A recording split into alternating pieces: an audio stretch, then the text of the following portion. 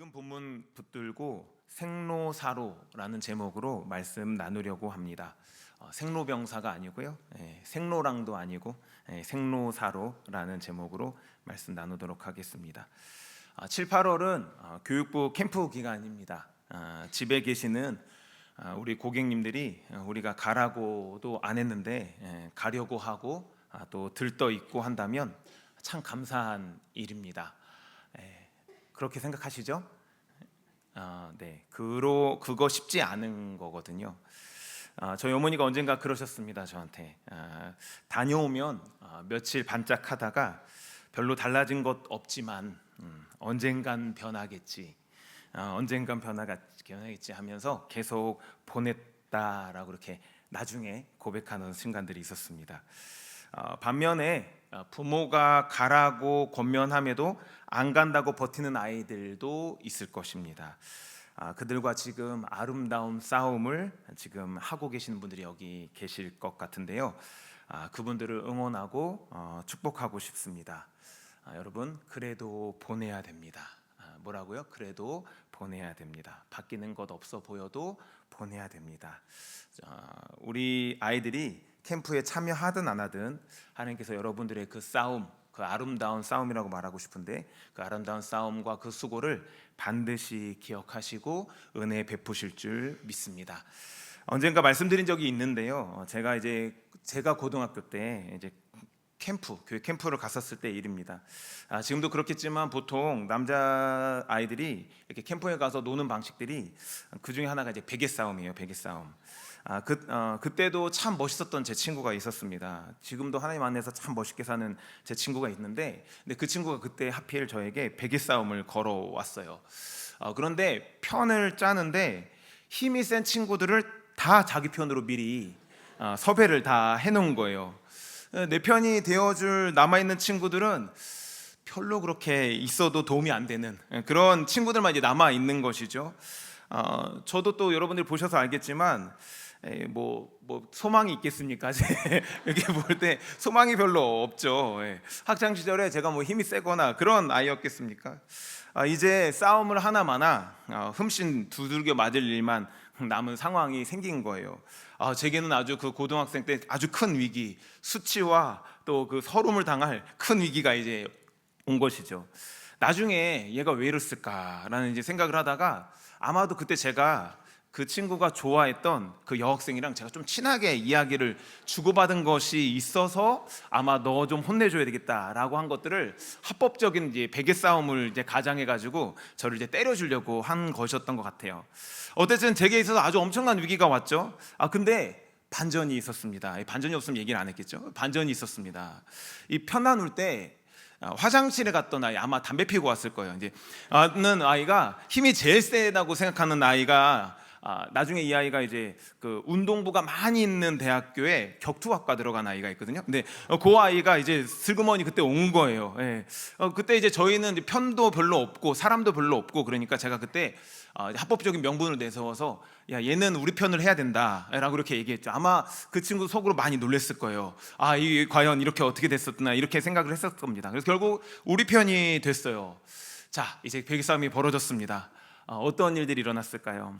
저는 그때 어쩌면 아마 제 인생에서 한 사람의 영향력이 이렇게 크구나라는 것들을 아마 그때 많이 깨달았을지도 모릅니다. 저는 아직도 지금 한 20년이 넘었는데도 그의 전투 장면을, 그 아름다운 장면을 저는 아직도 기억하고 있습니다. 그 베개를 들고 날랐던 그 친구의 그 모습을 저는 아직도 기억하고 있어요. 근데 그 친구의 모습과 함께 제게 또 남은 장면이 하나 있습니다. 그건 뭐냐면 약간의 전투, 오래 걸리지도 않았습니다. 약간의 전투 후에 그 친구 편이 하나둘씩 항복을 했죠. 왜냐하면 얘가 정말 날라다녔으니까. 근데 하나둘씩 항복을 했는데요. 근데 저에게 싸움을 걸어왔던 그 친구가 항복을 안 하는 거예요. 항복을 안 하고 계속 두들겨 맞는데도 항복을 안 하는 거죠. 어차피 놀이였습니다. 그냥 놀이였을 뿐이고 이게 뭐 나라의 운명을 가른다거나 뭐 자존심이 뭐 이렇게 상한다 이런 것이 아닌데, 그래서 항복하면 금방 끝나는데도 불구하고 끝까지 항거했던 그런 모습이 제게 남아져 있습니다. 아마 이제 어느덧 시간이 돼가지고 저희가 이제 그만하자 이렇게 됐겠죠. 하나님께 잘 쓰임받는 신학자이자 목회자인 존 스토더가 그의 책 그리스도의 십자가에서 이렇게 얘기를 합니다. 우리는 십자가 아래에서 우리를 낮추어야 된다라고 말하면서 이렇게 덧붙이는데요. 그런데 우리에게 깊이 새겨져 있는 자존심은 자기를 낮추는 일들 가운데 반항한다. 우리는 자기 힘으로 구원을 얻을 수 없다는, 심지어 조그마한 기여도 할 수 없다는 생각에 거부감을 느낀다. 그리고 이것이 십자가의 걸림돌이다 라고 이렇게 얘기를 합니다. 여러분들은 어떠신지요? 살 길을 주시는 자비로우신 하나님 앞에서 마치 이 베개 싸움에 있었던 제 친구처럼 무지막지하게 계속 얻어맞고 있음에도, 또 그럴 수밖에 없는 삶들을 살아가고 있음에도, 또 지금은 당장 그런 일들이 없지만 그러나 그 하나님 안에서 잘 못 살아가고 있음에도 불구하고 끝까지 항복하지 않고 버텼던 그런 제 친구, 그런 모습으로 머물러 있는 분이 혹시 계시진 않는지 모르겠습니다. 그런 모습이 있다면 하나님 앞에 낮추는 거, 또 하나님께서 허락하신 살 길을 걸어가시는 그 시작점이 되시기를 예수님의 이름으로 축원합니다. 오늘 본문은 15장에 이어서 모압을 향한 하나님의 말씀이 기록되어져 있습니다. 자비하신 하나님께서는요, 이사야를 통해서 모압에게 살 길을 주세요. 이 말씀을 통해서 하나님께서 주시는 살 길에 대해 생각하면서 교훈을 나누려고 합니다. 첫 번째는 어느 누구나 긍휼히 여겨주시는 하나님을 의뢰하는 것이 살 길이다라는 것입니다. 긍휼이 풍성하신 하나님을 의뢰하는 것, 그게 살 길이다라는 것입니다. 우리 본문 11절을 좀 함께 읽겠습니다. 같이 읽겠습니다. 시작. 이러므로 내 마음이 모압을 위하여 수금같이 소리를 바라며 내 창자가 기라레셋을 위하여 그러하도다. 이사야는 지금 자신의 마음과 어떻게 그걸 느꼈는지 모르겠지만 창자가 수금 소리처럼 떨고 있다라고 이렇게 얘기하고 있습니다. 또 그의 눈에서 눈물이 한없이 쏟아져 가지고 9절에 보니까 내 눈물로 너를 적시리니 이러는데, 너가 여기서는 도시 이름이에요. 그러니까 눈물로 한 도시를 적실 것이다 라고 말할 만큼 슬퍼하고 안타까워하고 있는 모습을 보게 됩니다. 누구 때문입니까? 여기 보니까 7절부터 10절에 보니까요, 심마, 헤스본, 엘르알레 등등의 그 모압의 지역 이름들, 다시 말해서 모압 때문이었습니다. 다시 말해 모압이 황폐해졌기 때문에 그렇게 슬퍼하고 또 아파했다라는 것입니다. 여러분, 누군가 어렵고 힘든 일을 당할 때 그것 때문에 몹시 내가 슬프고 어렵다면, 힘들다면 그것은 왜일까요? 모압은 이스라엘과 국경이 인접해 있고 서로 괴롭히고 싸우던 그런 관계에 있었습니다. 다윗이 이스라엘 백성들이 이길 때도 있었고 또 모압이 괴롭힐 때도 있었죠. 그럼 어쩌면 우리와 일본과의 관계, 우리와 중국과의 관계처럼 여러 묵은 감정들이 그 백성들 가운데 있었을 거예요. 보통 이런 상한 감정 가운데 있는 사람, 또 혹은 원수가 어려운 일을 당할 때 이렇게 슬퍼하면서 울고 힘들어하고 아파하는 사람 잘 없습니다. 그럼에도 슬퍼하고 그럼에도 아파한다면 그건 왜일까요? 보통 자녀들이 사춘기가 되면요, 부모님과의 관계가 보통 안 좋아집니다. 보통 아직도 좋다고요? 그러면요, 첫 번째는 여러분들의 착각일 수가 있고요, 두 번째는요, 그것이 참 감사한 일입니다. 안 좋을 때가 많습니다. 그런데 자녀에게 막상 어려운 일이 닥치고 자녀가 울고 힘들고 하면 마음 졸이고 슬픈 것이 부모의 마음입니다. 왜일까요? 사랑하니까 그렇다라는 것이죠. 누군가 어렵고 힘든 일을 당할 때 이렇게 슬퍼할 수 있는 것, 그건 긍휼한 마음, 사랑하는 마음이 있기 때문이다라는 것입니다. 저는 우리 공동체가 누구 하나 혼자 아파하지 않는 공동체가 되기를 예수님으로 축원합니다. 그리고 주변 사람들이 아파할 때 함께 아파하는 공동체가 되어가고 있는 줄을 믿습니다. 그런데요, 여러분, 이렇게 모압을 위해 매우 슬퍼하는 마음, 그 긍휼한 마음, 혹 사랑하는 마음이 이사야 개인의 마음일까? 이 말씀은 주님께서 우리에게 주시는 말씀인 줄 믿습니다. 그렇다면 이 이사야의 마음만이 아니라 모압을 향한 하나님의 마음일 수 있다라는 것입니다. 우리가 1절부터 5절을 보면요, 또 모압을 긍휼히 여겨주시는, 사랑이죠, 긍휼히 여겨주시는 하나님의 마음을 또 볼 수 있습니다. 우리 1절 말씀인데요, 같이 한번 읽어볼까요? 같이 읽겠습니다. 시작. 너희는 이 땅 통치자에게 산으로 보낼지라. 지금 하나님께서는 이사를 통해서 모압에게 어떤 나아갈 길을 권고하고 계십니다. 권고란 건요, 어떤 일들을 권한다는 뜻을 가지고 있죠. 하나님은 선하신 분이시라서요, 선한 것만 권고하십니다. 믿으시죠? 여러분들에게 드리는 권고도 선한 것만 권고하십니다. 조금 뒤에 살피겠지만요, 받아들이면 살게 되는 그 권고예요. 권고하지 않으실 자유가 하나님께 있습니다. 그런데 권고하시는 거예요. 어느 글에서 사랑 없이는 권면이 없고 권면 없는 사랑도 없다라는 이 글을 제가 읽었는데요, 참 그게 참 공감이 됩니다. 권면과 권고는 좀 다르긴 하지만요, 이러한 하나님의 권고하심 사랑인 줄 믿습니다. 그럼 그분께서 하시는 권고의 내용이 뭘까요? 다시 1절을 보시면요, 여기 보니까 어린 양들을 이 땅에게 드려라, 이 땅의 통치자들에게 드려라 라고 이렇게 얘기하고 있습니다. 여기서 너희는 모압의 통치자들을 얘기하고 모압을 얘기하고요, 이 땅의 통치자는요 예루살렘과 유다 왕을 가리키고 있다고 합니다. 예루살렘과 유다의 왕에게 양을 보내야 된다, 조공을 바쳐야 된다, 이렇게 얘기하고 있는 거예요. 2절을 세 번역으로 보면요, 있을 곳이 없어 날아다니는 새들처럼, 털린 둥지에서 흩어진 새끼 새들처럼 모압의 여인들이 아르논의 나루터에서 헤맨다라고 말씀하십니다.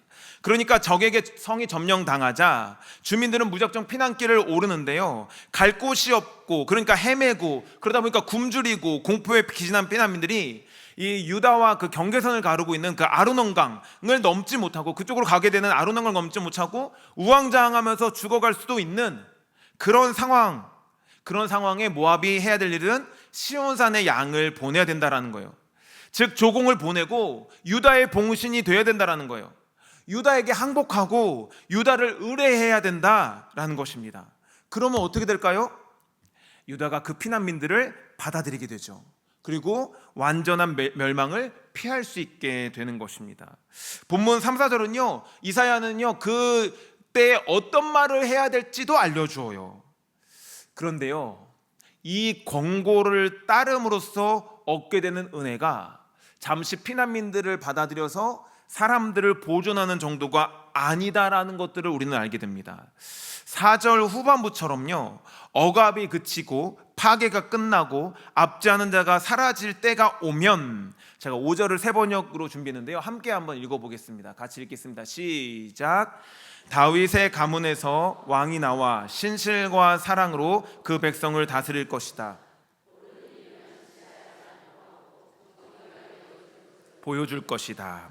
억압과 파괴로 고통당하던 모압이 다윗의 보좌에 앉는 왕의 다스림을 받게 될 것이라고 합니다.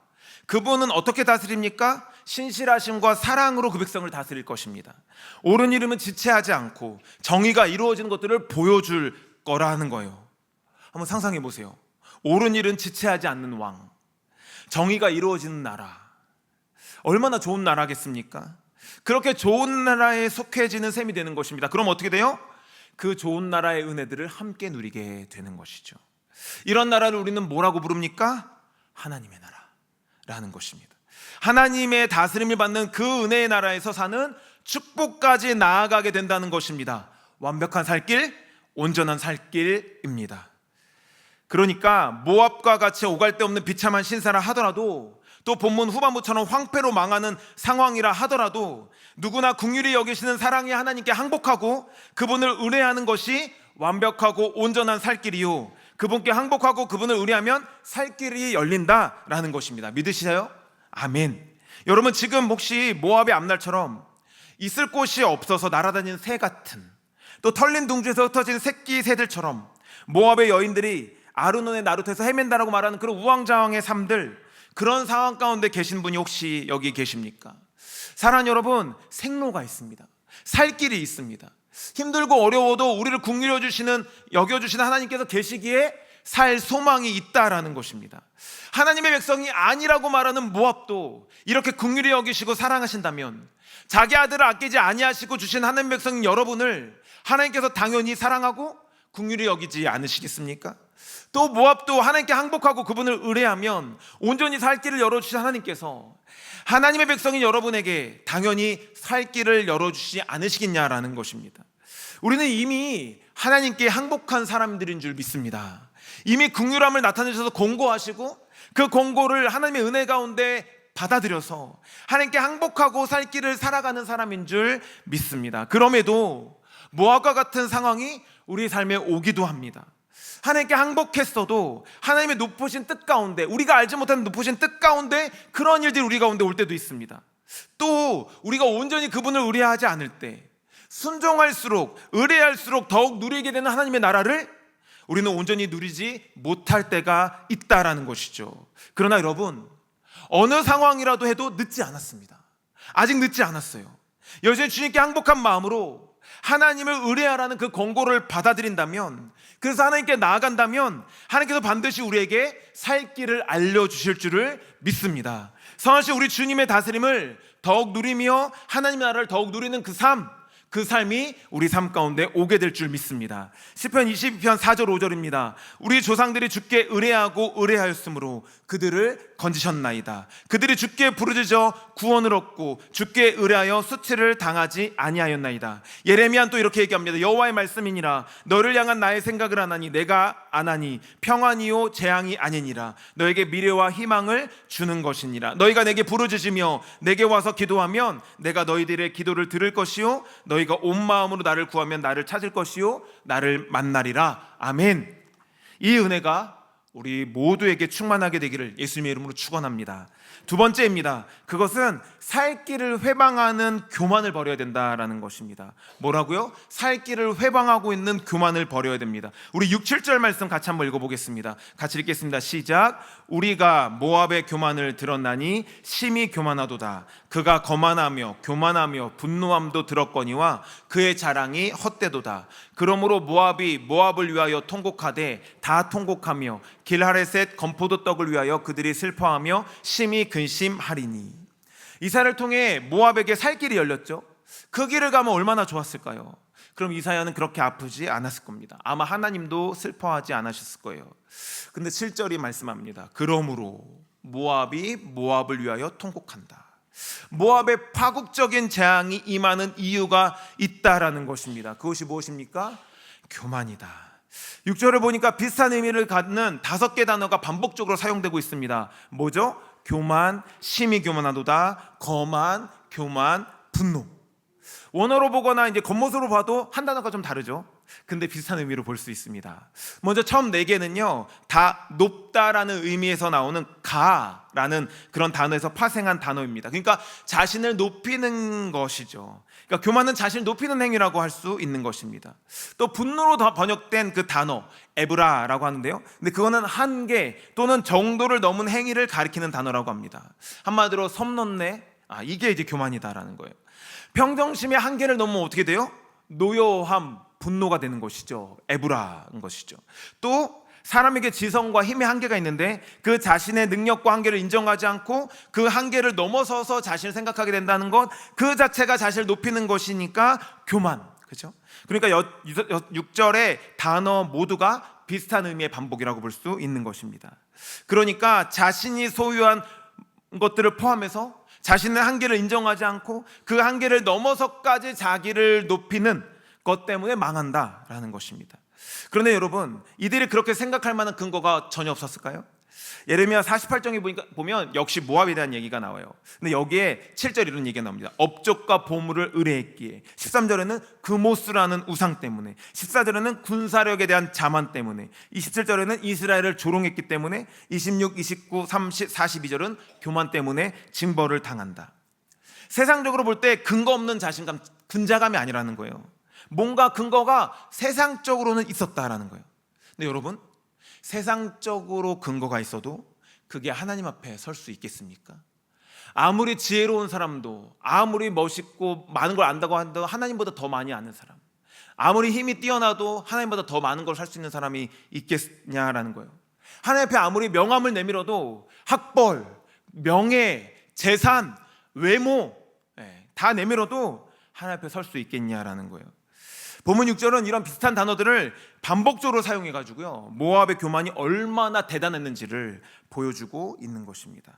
자, 이렇게 교만한 모압에게 유다에 조공하는 것, 항복하여 그의 지역 영주가 되는 것이 살 길이라는 선포가 들렸습니다. 자신의 한계를 인정하지 않는 그 나라가 그 말을 들을까요? 그 말을 따르겠습니까? 교만한, 자신의 한계를 인정하지 않고 자신을 높이는 나라는 그 말을 들었을 때 어떻게 됐을까요?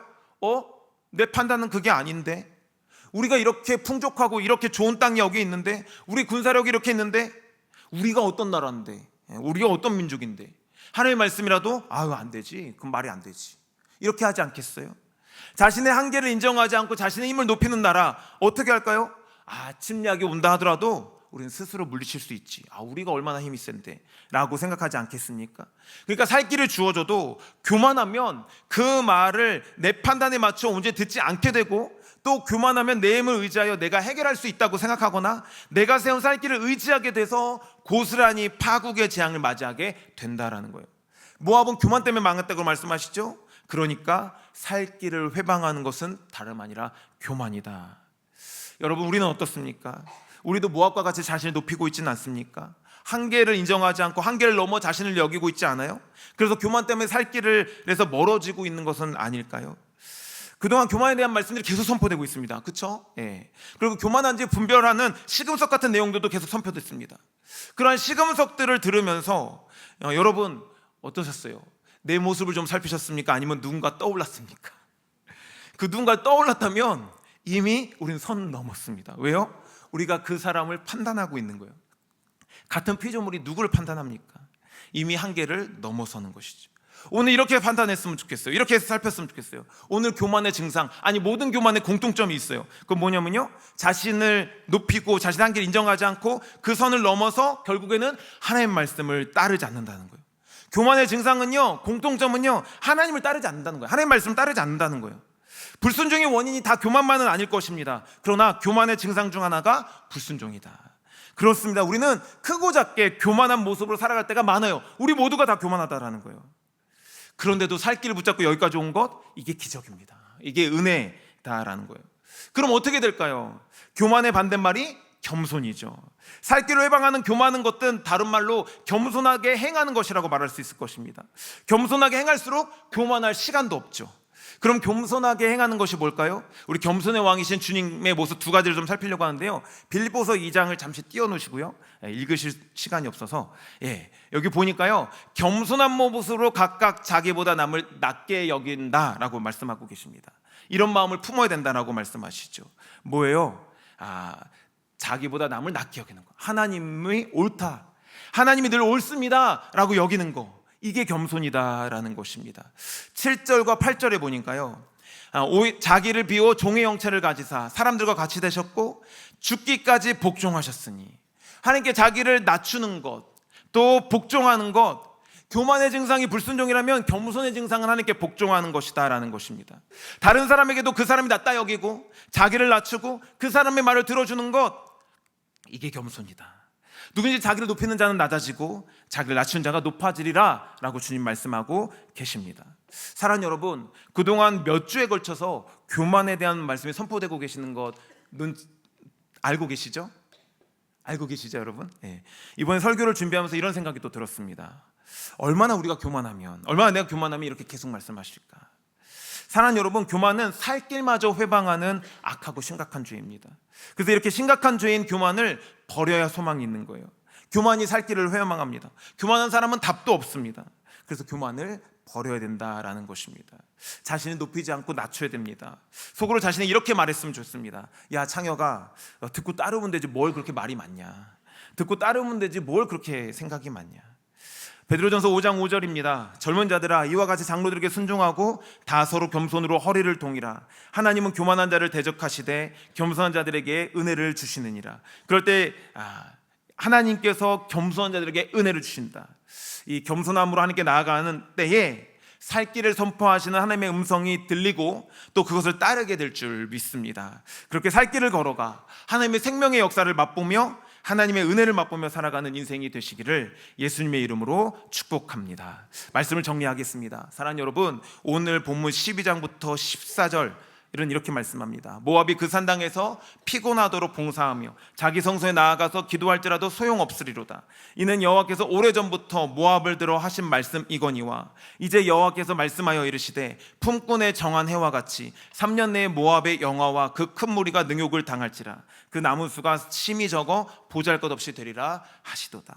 하나님께서 이제 모압의 재앙을 확정하십니다. 사는 여러분, 하나님께서 말씀하시면 말씀하신 대로 되는 줄 믿으시기 바랍니다. 하나님께서 확정하시면 그렇게 되는 것입니다. 그들이 사람이 아무리 재앙에서 벗어나기 위해 신전에서 봉사하고 기도해도 소용이 없어요. 우리를 향한 하나님의 계획과 선하신 뜻이 아무도 막을 수 없는 것처럼 하나님의 뜻을 막을 수 있는 사람은 아무도 없는 것들을 믿으시기 바랍니다. 그 지존하신 하나님께서 재앙을 확정하신 때가 있다라는 거예요. 무엇을 해도 소용이 없는 때가 온다라는 거예요. 그러므로 그 때가 오기 전에 하나님의 권고를 받아들여야 된다라는 것입니다. 고린도후서 말씀처럼 지금이 은혜 받을 때고 지금이 구원의 날이다라는 것입니다. 여러분, 사랑 없이는 권면이 없고 권면 없는 사랑도 없다는 말이 있다라고 말씀드렸죠.